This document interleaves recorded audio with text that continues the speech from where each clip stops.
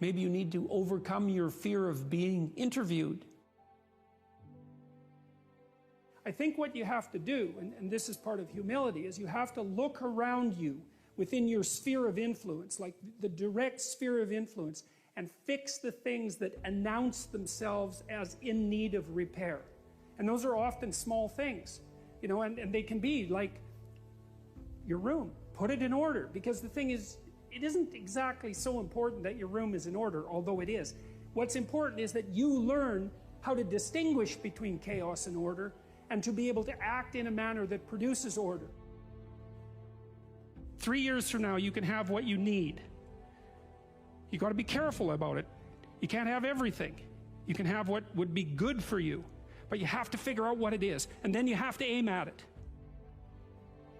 And when you're in the zone, you're expanding your skills in a manner that's intrinsically rewarding because you're succeeding. And so you want to set, if you're good to yourself, you think, okay, I need to set a goal, but I need to set a goal that someone as stupid and useless as me could probably attain if they put some effort into it. You know, if there are things about your life that are bothering you, or things about the world that are bothering you, then you want to decompose them into solvable sub-problems. You can do something as simple as just sit on your bed and think, okay, there's probably like 5 things I could do today so that tomorrow morning is slightly better than this morning was, or at least I'm not falling behind. And those will usually be, it's like having to eat a toad in the morning, right? It's like, it's not going to be something you want to do. There'll be things you're trying to avoid. They're snakes, essentially. Compare yourself to who you were yesterday, not to who someone else is today. I've dealt with hundreds of people in my clinical and consulting practice, and we set a goal, we develop a vision, and work towards it, and things inevitably get better for people. So it's not a luxury, it's difficult. It's a moral responsibility, and it isn't happiness. It's not, the pursuit isn't for happiness.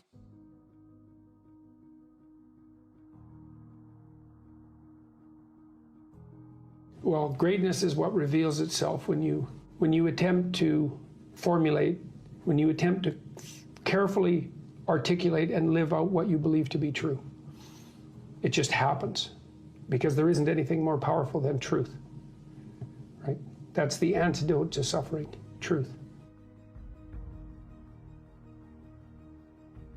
If you ask yourself, instead of telling yourself, you know, what is it that I could do to set things more right today, that I would actually do? It's usually some small thing because you're not that disciplined, you know. Then you can go do it. Lay a disciplinary structure on yourself. Get the chaos in check. And then you can move towards a state that's freer. Well, what happens if you don't treat other people like they matter? Well, you lie to them, you cheat them, you steal, you enter into impulsive relationships with them. They can't trust you. That doesn't go anywhere. They don't like you. You end up alone at best, and maybe like incarcerated at worst. Like, that doesn't work. And so you watch the people around you who thrive, regardless of what they say. They act out the proposition that everyone matters. If you're hungry and you eat, well, that's good, but it's over, and then you're on to the next thing, right? It's not exactly sustaining, it's just necessary. That's called consummatory reward, by the way.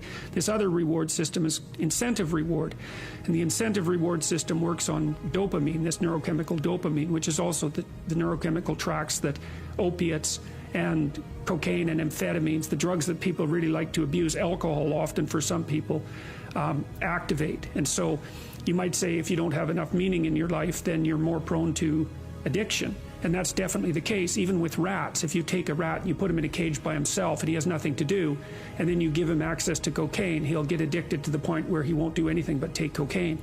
But if you throw the rat back in with a bunch of other rats and he gets to do rat things, then it's very hard to get him addicted to cocaine. And so the purposeless rat is prone to addiction. Well, it's the same with human beings.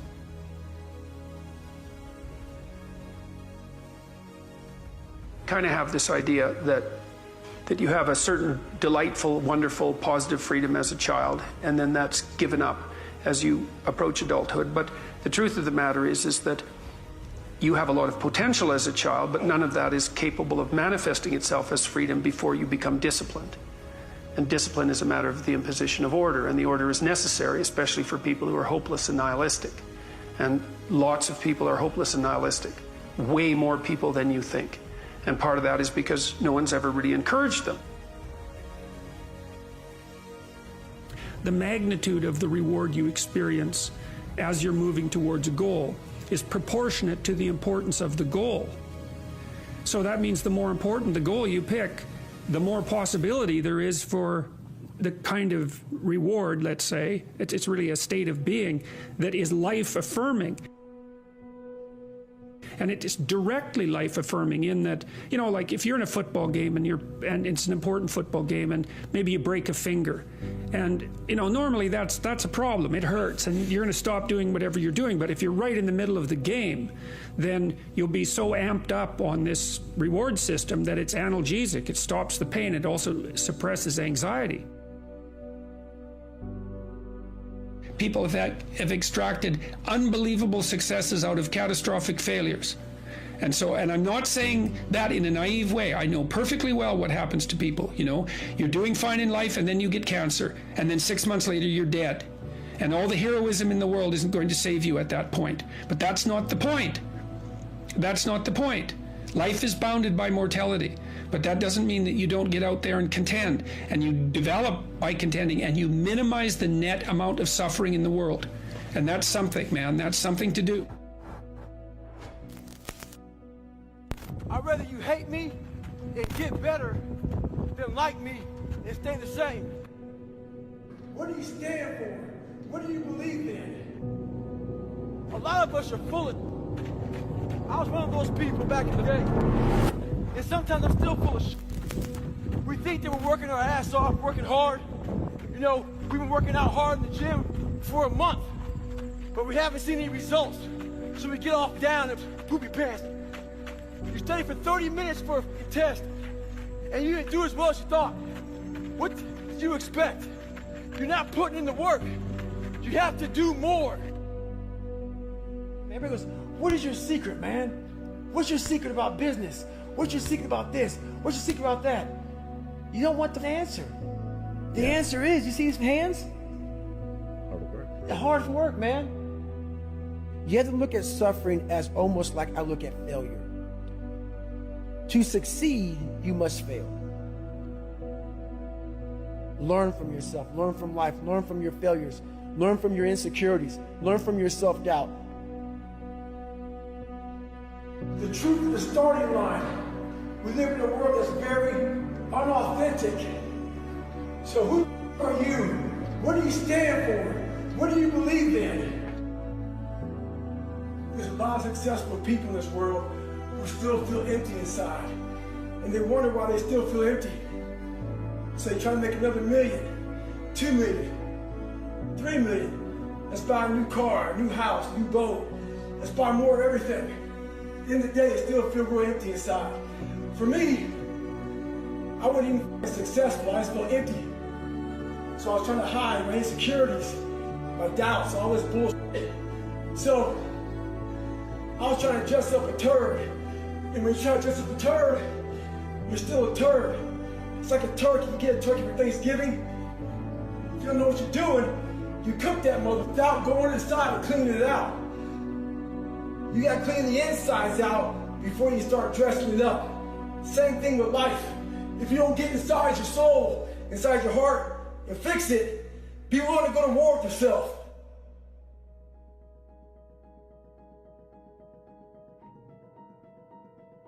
It's not magic. It's literally, you're gonna have to wake up. Yeah. And you're gonna have to sit there and say, today's gonna suck. And then when that day is over, you're gonna wake up again and say, yeah, the next day is gonna suck. You're not putting in the work. You have to do more. And the only way to see who the baddest motherfucker is to suffer. You know, a lot of people don't like what I say. A lot of people hate that I cuss. A lot of people hate a lot of things about me. I don't give a... When you find out who you are, that's when you start living your life. Don't fit in just for the sake of fitting in life. Make sure that you have something to say it. Within the suffering, go in there, and I call it the live autopsy. The live autopsy, how you find out someone died, they crack you open after you're dead. How you can live is do it while you're alive. And the only I think about is this. They know that part of me. This is the part I know about myself. I failed the ASVAB test to get in the military 3 times. In the Air Force, failed at pararescue.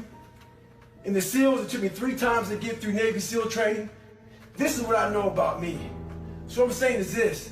You can't live your life being afraid to fail. All those failures made me the success in the day. most people who are failing are trying their ass off. I don't want to set out and say, oh, there's an A, we're good. It's stupid. No, I want to turn it in 1,000,000 times and say you failed. You failed. And I'll say, okay, roger that. And sit there and analyze what I'm doing wrong. Never forget to train your mind. Make sure in life you do what you have to do, say what you have to say, and live the life you have to live. Don't walk around being a fake human being. Don't be scared to be who you are. Look at your audience who's criticizing you, first of all. Yep. They're not even in your world. Yes. You don't even talk to me. Yep. Block them out. Go to these places that people don't go to anymore because all this social media and everything's computerized. I want to go to that dark place in my mind and say, okay, how are we going to get this done?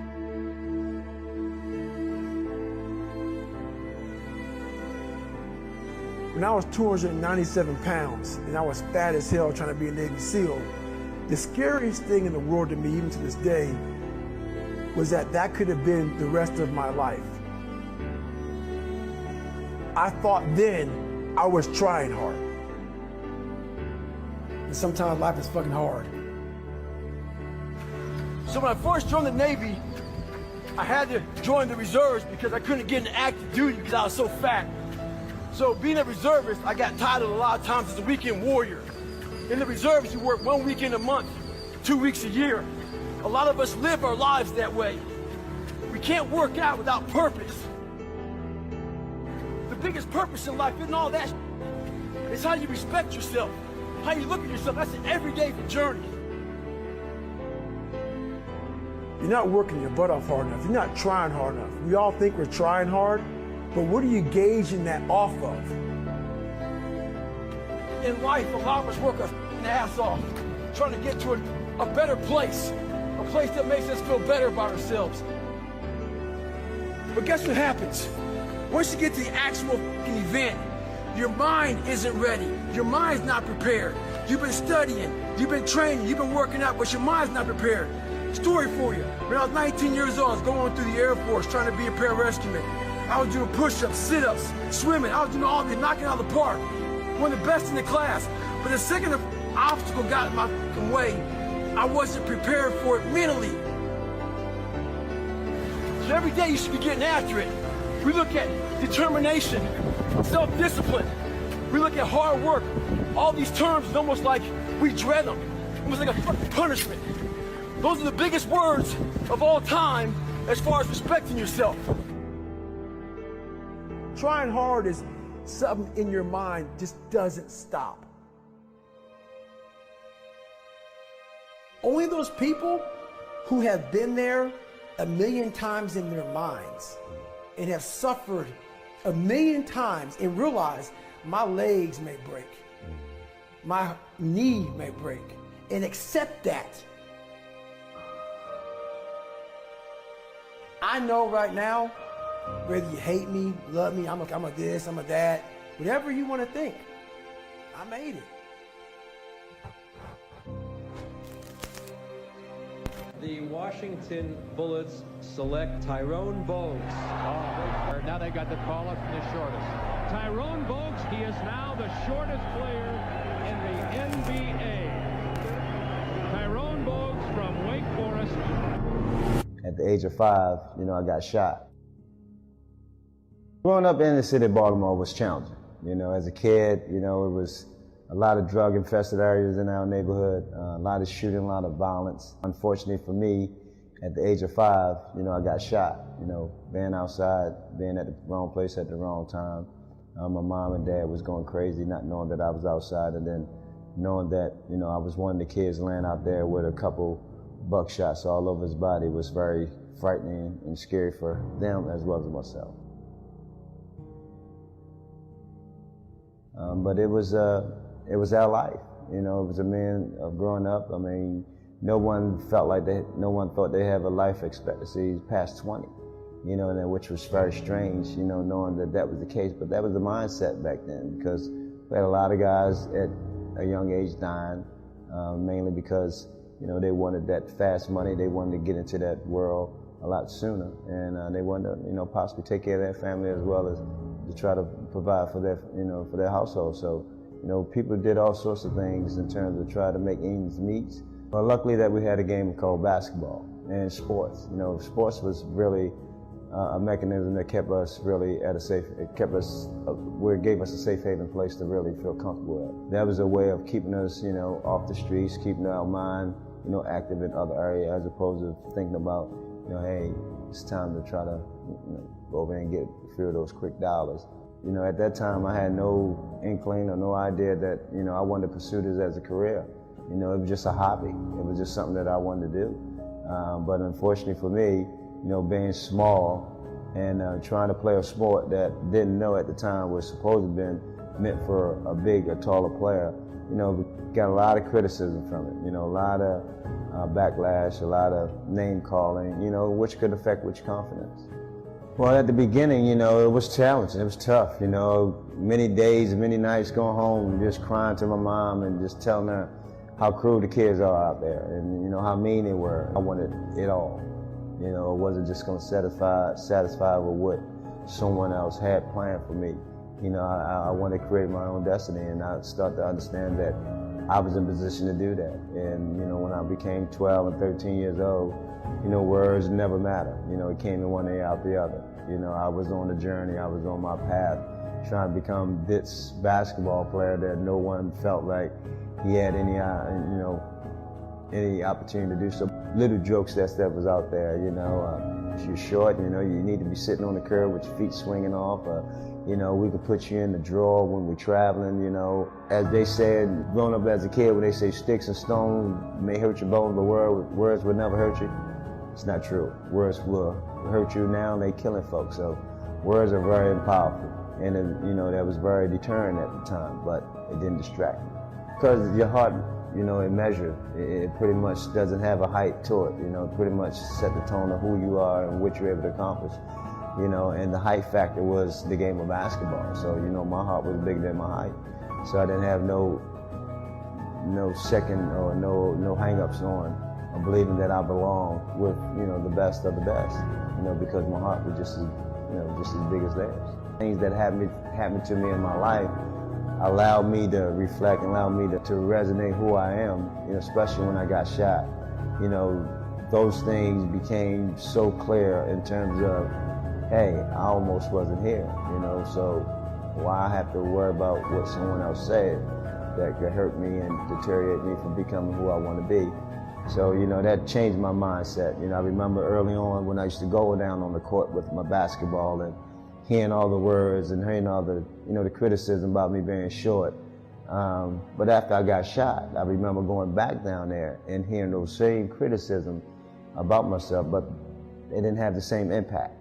You know, it went in one ear out the other, as I alluded to earlier. Everybody has some sort of opinion about who you are. Don't give them that platform. Don't give them the ammunition. That's their opinion. Don't mean that it's true about who you are. So, you know, anything is possible. Positive thinking is also translates to that. Everything happened for a reason. No regrets.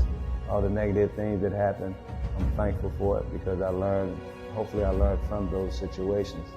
And all the positive things, I'm humbly grateful that those were able to take place and still striving to be the best I can be. And, you know, going forward, hopefully I can encourage some kids to be the best they can be. We're all human beings. Treat one as you would want to be treated.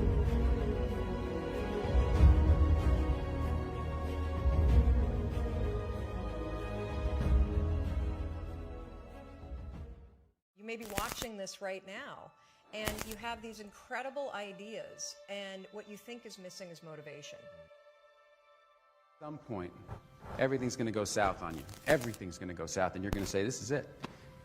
This is how I end. Now, you can either accept that, or you can get to work. That's all it is. You just begin. You do the math. You solve one problem, then you solve the next one. 400 trillion to 1. I just want everybody to hear this. This is the reason I'm happy 24/7, 365 for the rest of my life. 400 trillion to 1. The odds of becoming a human being. If you want to be a grocer or a general or a politician or a judge, you will invariably become it. That is your punishment. You can decide that you're going to stand up to life. You can decide that I'm going to live each day as if it were my last. They've crunched the numbers on you being born. And do you realize that the odds of you at the moment in time he was born to the parents you were born to with the DNA structure that you have, 1 in 400 trillion. If you never know what you want to be, if you live what some might call the dynamic life, but I will call the artistic life, if each day you are unsure of who you are and what you know, you will never become anything, and that is your reward. If you can keep your head when all about you are losing theirs and blaming it on you, if you can trust yourself when all men doubt you, but make allowances for their doubting too, if you can wait and not be tired by waiting, or being lied about, don't deal in lies, or being hated, don't give way to hating. 1 in 400 trillion. All day long you have ideas that could change your life, that could change the world, that could change the way that you feel. And what do you do with them? Things we've worked the hardest for, we value the most. So I think, the purpose of a goal is not getting it anyway. The purpose of the goal, is who you become. Who you become is going to make you happy or going to make you sad. So I'm not looking for an effortless approach. It's too late to be scared. Not had an encouraging bloody word, a real encouraging word in their entire life. It just takes a little bit of encouragement and care so that they're willing to set themselves straight to some degree and start trying. It's just a catastrophe that's so rare in their lives. That if you're doing something that you're not totally committed to, if you're doing something that you're not totally passionate about, you're compromising yourself every day. Some people want to do ultra races. They're starting to PR during training. Some people want to be a lawyer or a medical student, so they're taking these practice tests. But guess what happens? Once you get to the actual event, your mind isn't ready. Your mind's not prepared.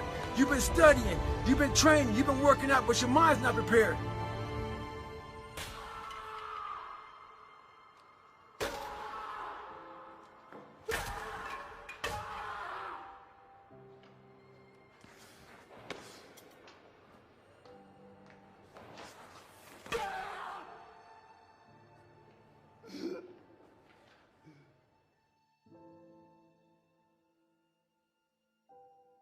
Transforming the walls into doors.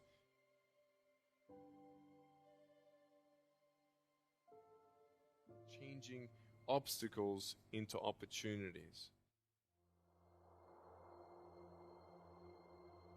By the time that they closed the second restaurant, it was an $800,000 loss. Ooh. I mean, that meant our entire home equity line gone. Right. It meant kids' college. I get just choked up just thinking about how terrifying it was.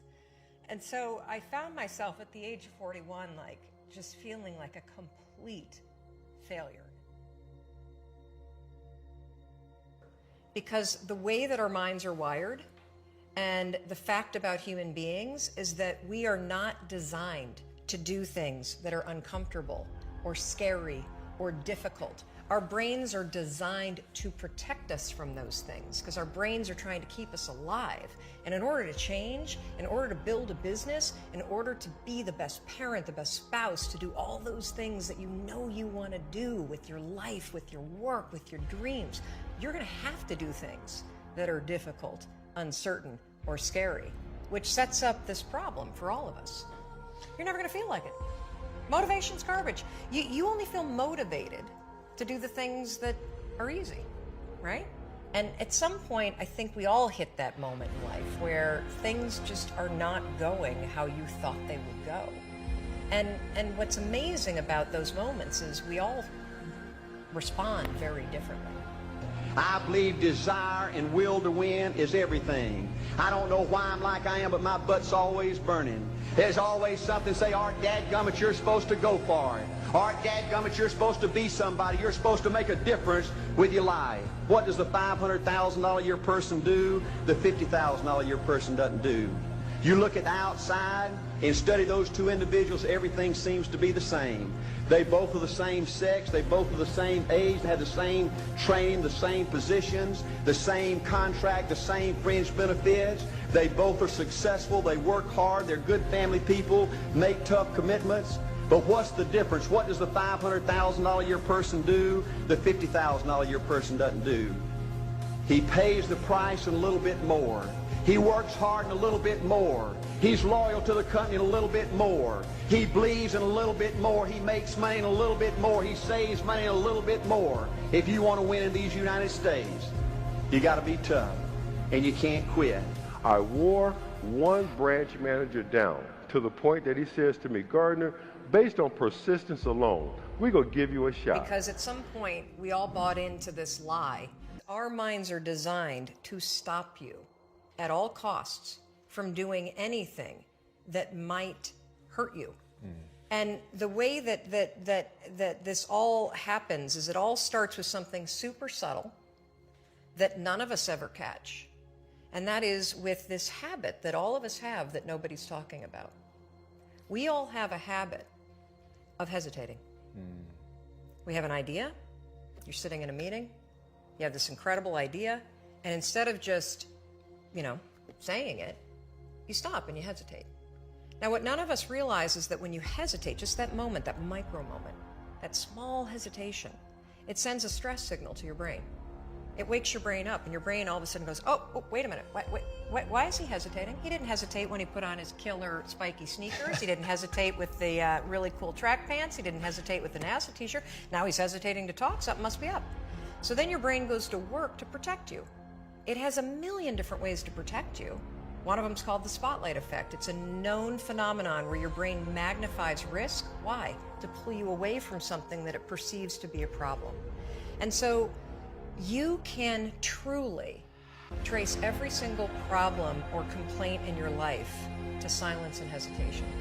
Those are decisions. And what I do and what's changed my life is waking up and realizing that motivation's garbage. I'm never going to feel like doing the things that are tough or difficult or uncertain or scary or new. So I need to stop waiting until I feel like it. And number two, I am one decision away from a totally different marriage, a totally different life, a totally different job, a totally different income, a totally different relationship with my kids.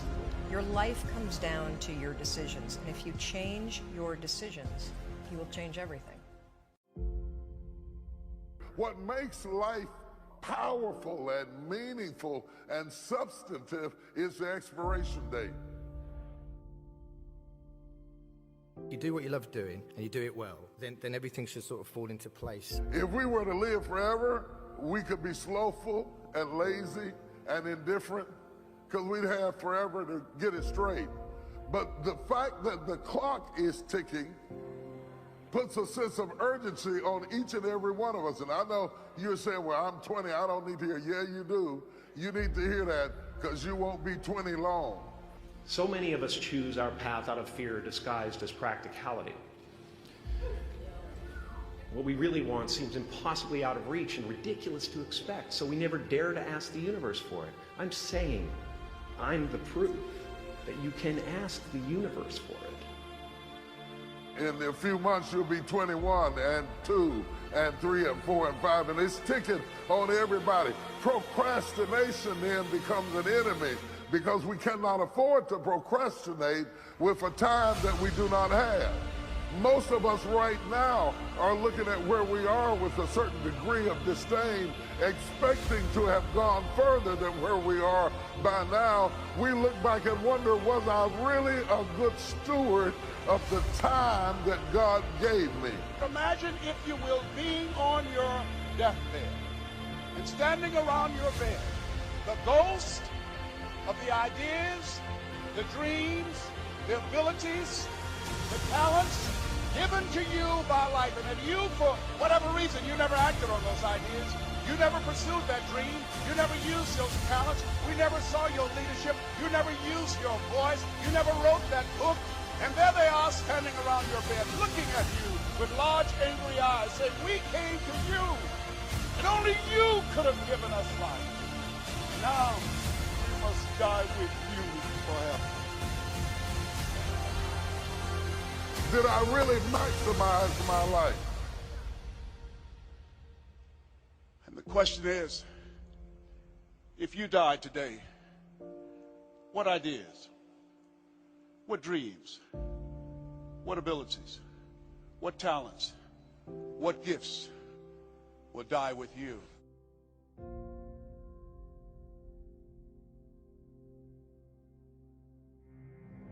The truth of the matter is, no matter how productive you are, all of us have been wasting opportunities along the way. In fact, what makes you start to get wiser as you get older is that as the sands begin to fall more rapidly and you begin to recognize that you're running out of time, you begin to mark certain things off of your list. I'm not going to let that worry me. I'm not going to let that worry me. This was not important. I'm not going to do that stupid thing again.